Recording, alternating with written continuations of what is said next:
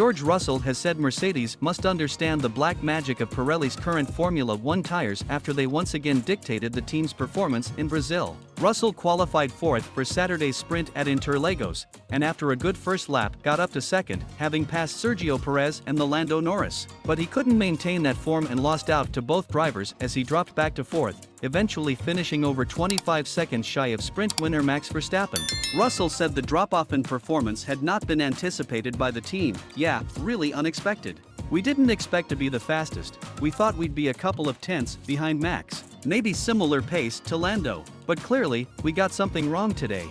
As always, it was down to tires. The tires just dropped off. It is the story of everybody's season. And we need to rectify it, because that was a disappointment. We know how sensitive the tires are to the conditions. So it's going to be 4 or 5 degrees colder tomorrow. That might transform everything.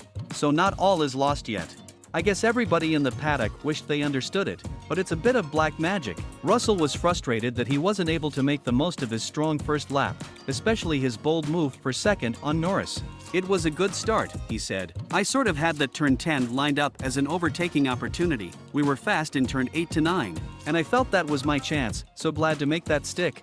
Just a shame we went backwards. We're the slowest on the straight at the moment, so we're very vulnerable if anybody gets DRS behind us. We knew that was going to be the case, but that wasn't the reason for our lack of pace. If anything, being on a bit more downforce than everybody else, we were expecting to have less tire degree, so we really need to understand what went wrong." Russell also questioned the 2-pace grid penalty he received for impeding at the pit exit in qualifying for Sunday's main race, which dropped him from 6th to 8th on the grid. "It was a bit frustrating when the steward said to me that I was basically unfortunate that Pierre Gasly accelerated and came up right behind me, and that I did nothing different to any of the other drivers who stayed sort of middle of the track. It's difficult with all of the screws and bolts around the track. I didn't really want to be right on the left-hand side. And yeah, I was just quite surprised how black and white they took it. We're adding a lot of new rules, and every time we add a new rule, it always has an unforeseen consequence.